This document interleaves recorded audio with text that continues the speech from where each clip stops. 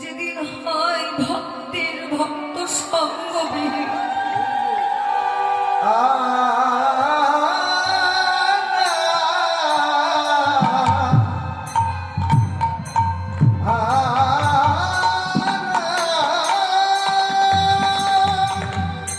একটি ভক্ত যখন ভক্ত সঙ্গ থেকে বঞ্চিত হয় তখনই তার জীবনে বড় দুর্দিন নেমে আসে। রঘুনাথ আর পারলেন না দূর থেকে পিতামাতার শ্রীপাদ চরণে প্রণাম জানিয়ে সমস্ত কিছুর মায়া রাজত্ব সমস্ত কিছু পরিত্যাগ করে জনাঞ্জলি দিয়ে হা নিতাই হা গৌর বলে ওই ব্রজের পথে চলে গেছে। গিয়ে কেঁদে কেঁদে বলছে, ও ভাই গৌর নিতাই, তোমাদের চরণ ছাড়া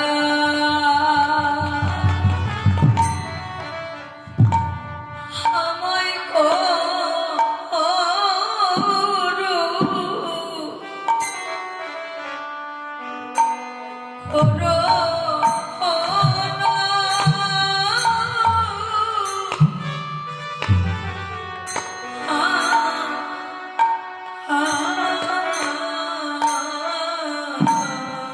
তোমাদের চরণ ছাড়া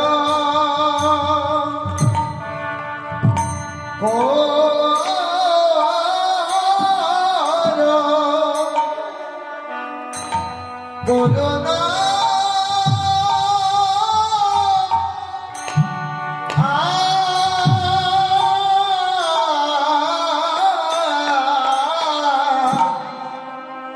চরণ ছাড়া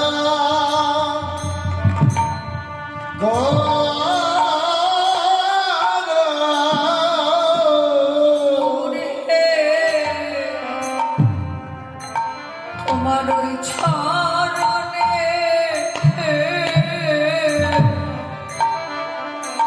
এক পাশে পাশে রেখো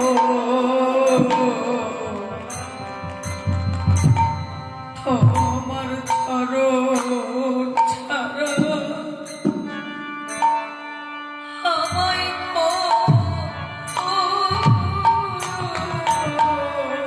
তোমার ওই চরণে এক পাশে রেখো চরণ ছাড়া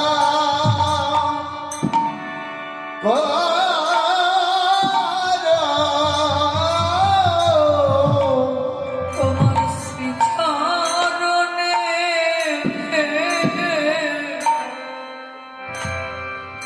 এক পাশে রেখো চরণ ছাড়া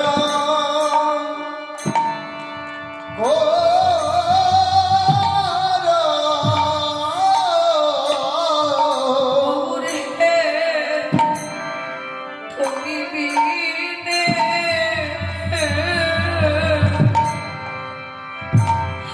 আমার আর কেবা আছে তোমার চরণ ছাড়া আমায় করো না। হে তুমি বিনা আর কে আসে চরণ ছাড়া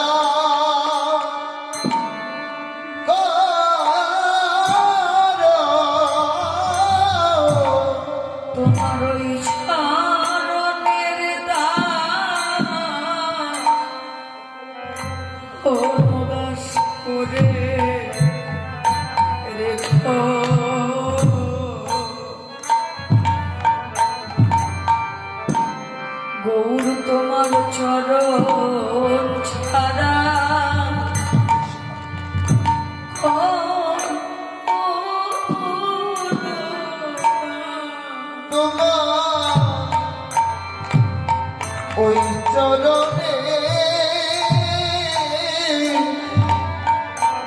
দাসী করে রেখো চরণ ছাড়া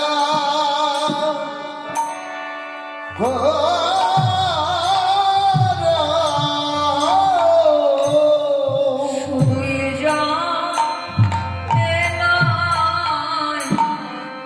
জনমে জনম তোমার চরণ ছাড়া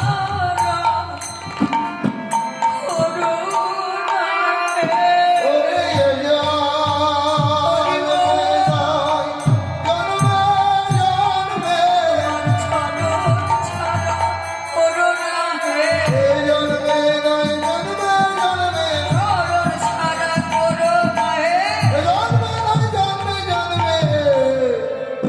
তোমার চরণ সাজা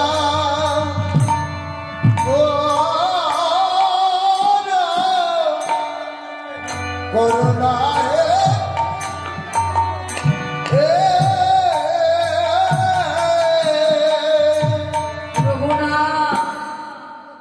ও ভাই গৌর নিতাইয়ের শ্রীপাদ চরণে গিয়ে পড়ে গেলেন কাঁদতে কাঁদতে বড় ব্যাকুল আস্তে কথা বলে ভগবান সব সইতে পারে কিন্তু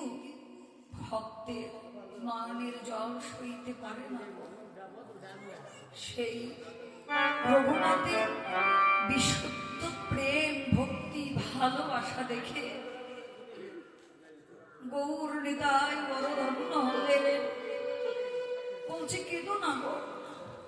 আসো তুমি আমার বক্ষে আসো তুমি চরণে নয় তোমার স্থান আমার বক্ষে এই বলে তাকে বক্ষে জড়িয়ে ধরলেন আজও রঘুনাথ গোস্বামী বৃন্দাবনে বর্তমান রাঘবেন্দ্রের যুগল চরণ সেবা করেই চলেছেন কেন জীবনে সে ত্যাগ স্বীকার করতে পেরেছিলেন বলে আজও সে বর্তমান বৃন্দাবনে জ্ঞানী গুণী মহজ্জন বদনের কথা ওই বৃন্দাবন নবদ্বীপ ধামে গিয়ে রঘুনাথ তো এখন নেই তার যে সমাধিখানা রয়েছে সেখানে গিয়ে যদি কেউ প্রাণ ভরে দর্শন করে তার সমাধি তাহলে তাকে আর আলাদা করে বৃন্দাবনকে দর্শন করতে হয় না যদি সেই সমাধি পরিক্রমা করে তাহলে তার সমস্ত বৃন্দাবন পরিক্রমা হয়ে যায় তাহলে ভেবে দেখেছে ভগবান ভক্তকে কোথায় রেখেছে কোথায় স্থান দিয়েছে কিন্তু আমরা এই জগতে এসে সারাটা জীবন পরকে আপন ভেবে পরকে ভালোবেসে আঁকড়ে ধরে সারাটা জীবন তাদেরকে নিয়েই বেঁচে থাকলাম কিন্তু যাদের সঙ্গে যার সঙ্গে আমাদের শুধু এ জন্ম নয় গো সেই জন্ম জন্মান্তরের প্রতি সম্বন্ধ ভালোবাসা সেই প্রভুকে আমরা ভুলে বসে রয়েছি এইদিকে আমাদের শ্রীধাম নবদ্বীপে শ্রীমন মহাপ্রভু গৌরাঙ্গ সুন্দর সারাটা নিশি জাগরণ করে গদাধরের কণ্ঠ জড়াই ধরে শয়ন মন্দিরে ঘুমিয়ে রয়েছেন ঘুমিয়ে রয়েছে এদিকে নদিয়ার সমস্ত ভক্তবৃন্দ এসে উপস্থিত চৈতন্য মহাপ্রভু এই জগৎ জীবকে অচৈতন্য জীবকে চৈতন্য দান করবেন বলে মহাপ্রভু নদিয়ায় অবতীর্ণ হলেন কিন্তু প্রভুর অঙ্গে যেন এখনো অলসতার ভাব অঙ্গম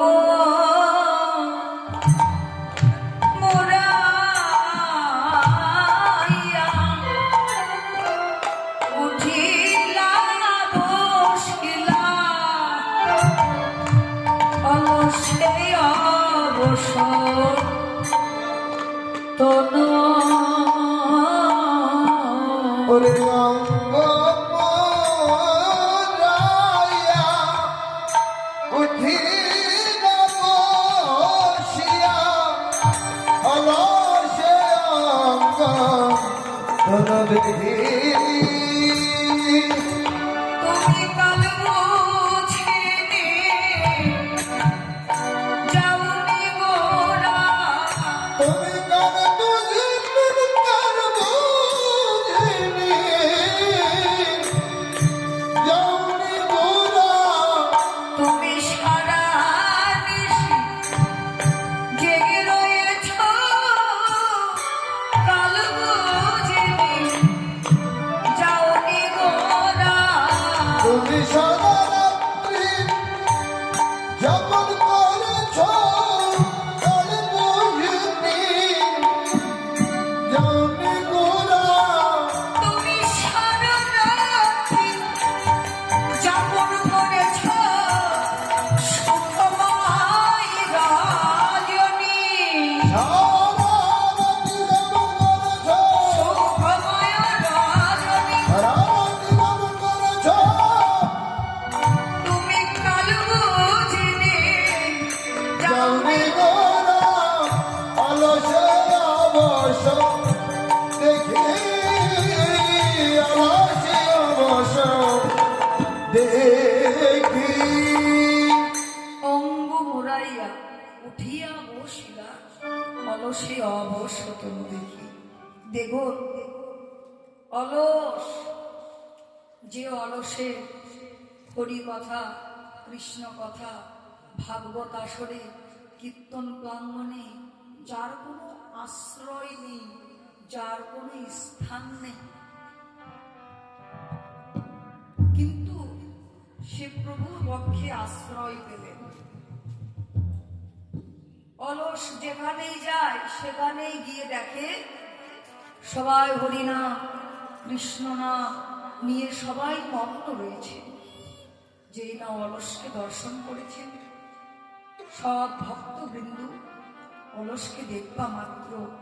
দূর দূর করে তাড়িয়ে দিলেন ভাগবত প্রাঙ্গণে গেলেন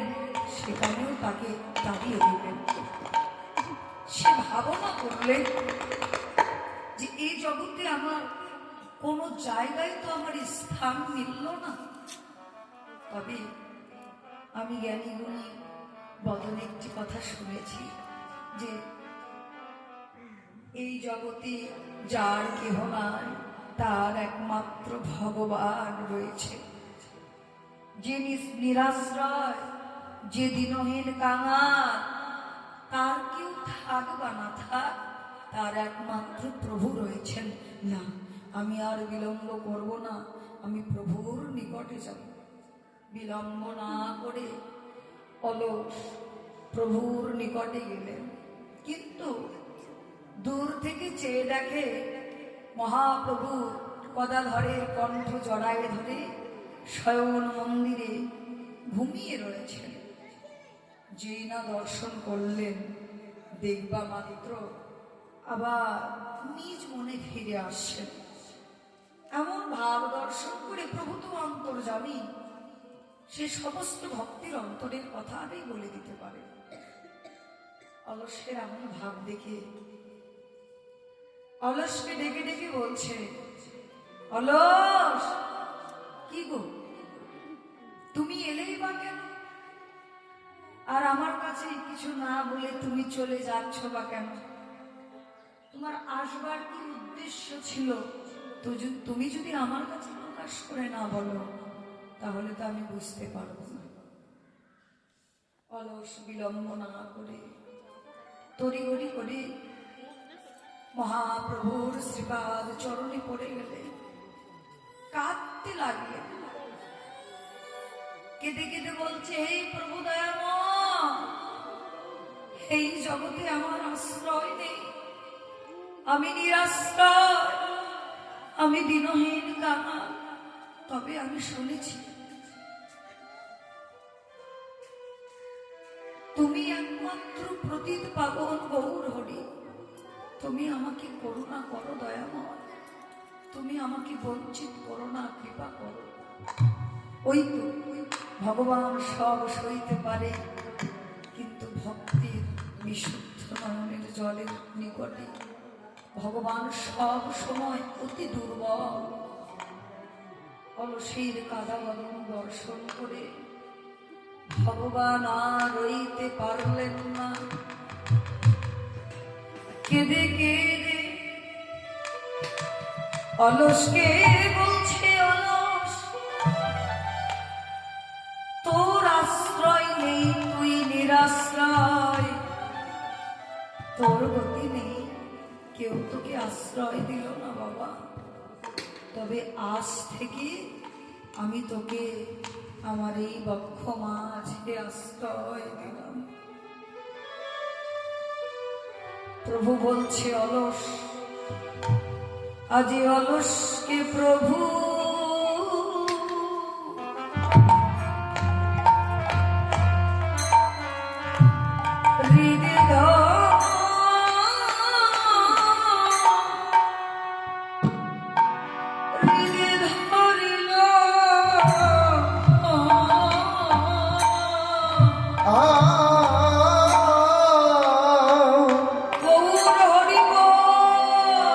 अलसके अलसके प्रभु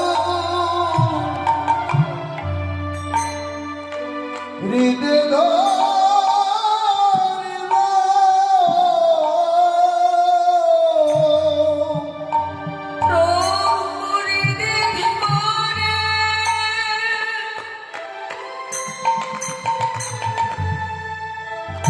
অলসকে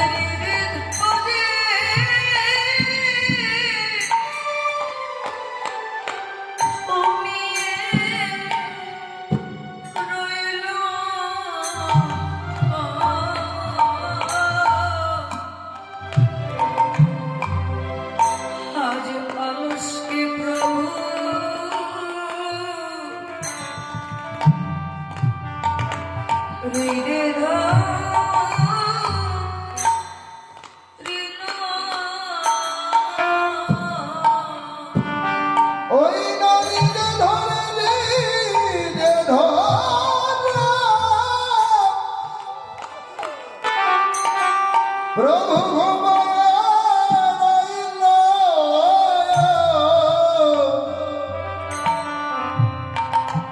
आज अलसके प्रभु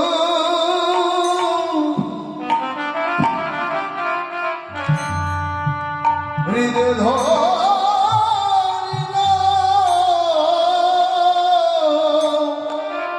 অলস কেঁদে কেঁদে বলছে, গৌর হে আজ যেমন তুমি তোমার বক্ষে আমায় আশ্রয় দিলে, হে দয়াময়, এই জীবন তো অনিত্য, যেদিন আমার এই দেহ থেকে প্রাণ চলে যাবে, হে প্রভু আজ যেমন তোমার চরণ পেয়েছি, তুমি অজন দাসকে তোমার বক্ষে আশ্রয় দিয়েছ, তবে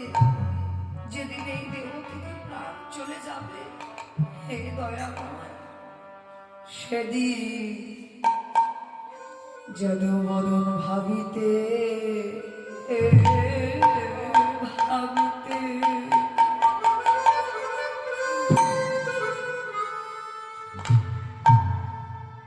আমি যেতে পারি,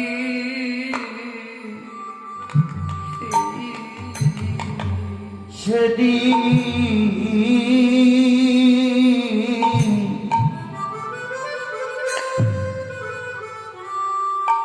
সেদিন বদন ভাবিতে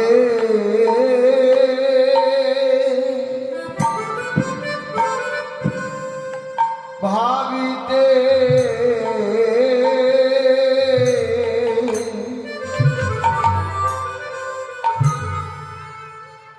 আমি যেতে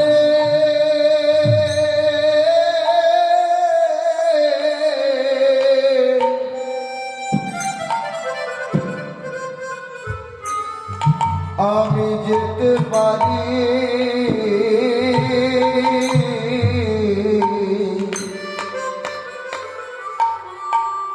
আমাদের নীলাজ পাড়া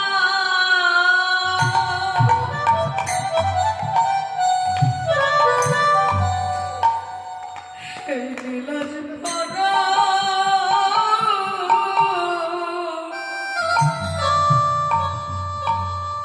পরার যাবা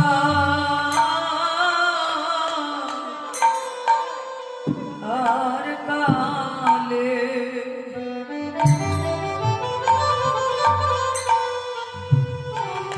সেদিন মদন ভাবিতে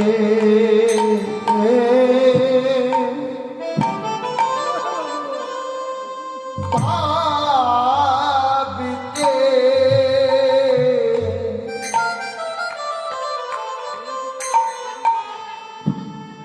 যেন যেতে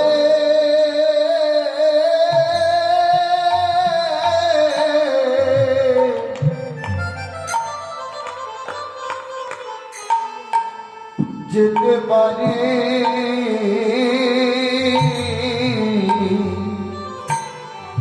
আমার ভালোবাসা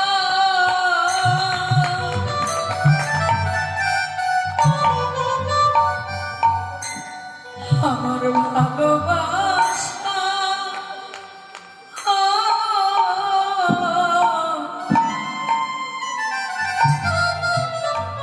গোবিন্দ পদ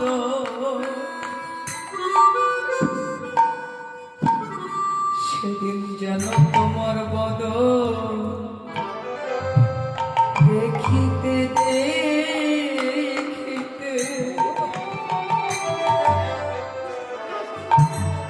আমি যেতে পারি ওরে ভালোবাসা গৌরীয়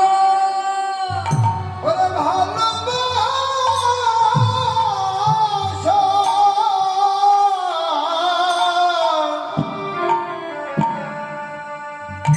ওই গোবিন্দ গোবিন্দ বদ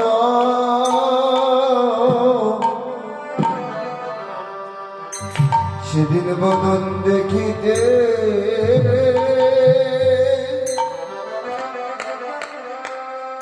দেখিতে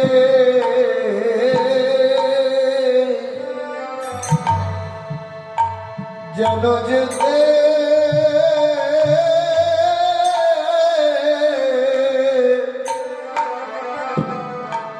যেন যেতে পারি এইভাবে অলস পাগলের মতো কাঁদতে লাগলেন। ভগবান তার কৃপা থেকে বঞ্চিত ইহ জগতে কোনো ভক্তকে করবে না গো। কেউ প্রভুকে ভালোবাসো কিংবা নাই বাবাসো, তার অযাচিত কৃপা ধাম থেকে কাউকেই বঞ্চিত করবেন না। ঠিক তেমনি অলসকে প্রভু বক্ষ মাঝে আশ্রয় দিলেন। আবার অলসকে বক্ষ মাঝ নিয়ে মহাপ্রভু শয়ন মন্দিরে গিয়ে ঘুমিয়ে পড়লেন। কিন্তু এদিকে নদিয়ার সমস্ত ভক্তবৃন্দ এসে উপস্থিত। যেমন দেখুন, আপনারা সমস্ত কিছু পরিত্যাগ করে, কর্মব্যস্ততা পরিত্যাগ করে ঠান্ডার মধ্যে বসে এসে ওই ভালোবাসার মানুষের গুণগান শ্রবণ করছেন, তাই না? এতে যে কত আনন্দ সেটা তো আপনারাই জানেন। এখানে আবার আমাদের শাস্ত্রে বললেন, দেখো রাধে রাধা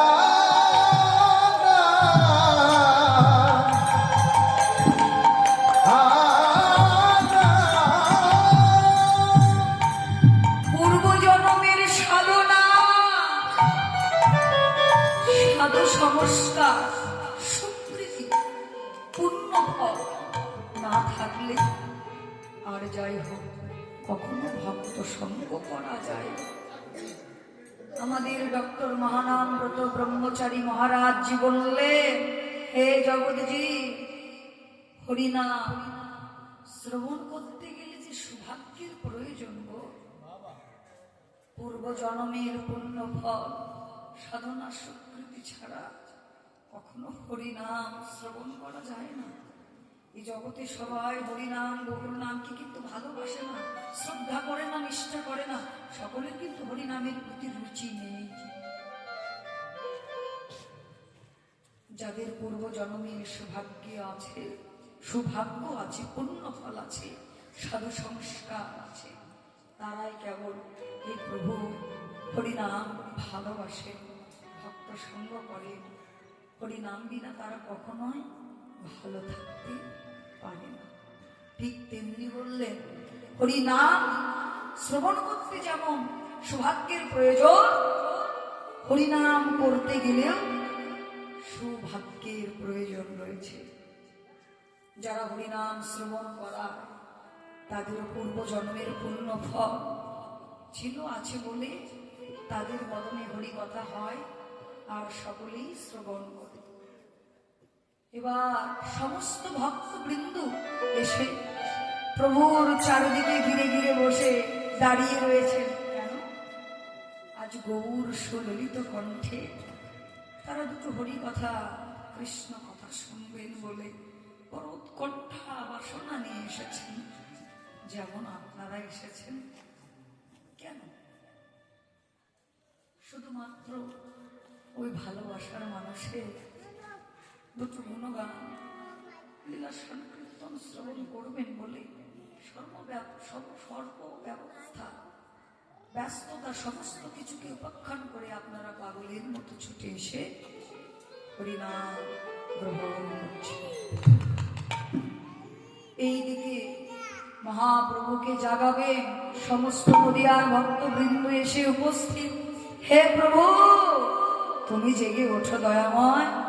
তুমি না জাগলে এই জগতের জীব তো জাগবে না। তাই মহাপ্রভুকে জাগালে সকালের যত প্রাতঃকর্ম ছিল সমস্ত ভক্তবৃন্দ মিলে প্রাতঃকর্ম সারিয়ে প্রভুকে মঙ্গল আরতি অন্তে সদ্য আসনে প্রভুকে বসাই দিলেন। এ ভাব দর্শন করে বৈষ্ণব কবি বলছে, দেখো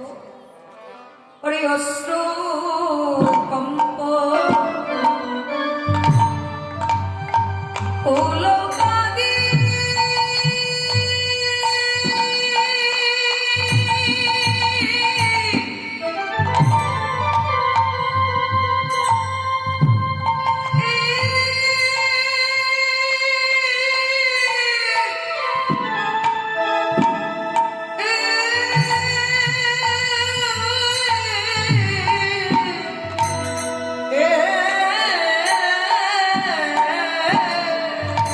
ওরে অশ্রু কম্প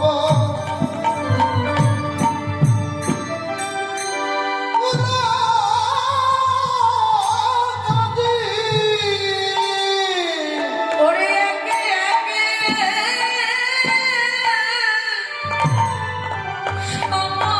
সমাদিত অশ্রু কম্প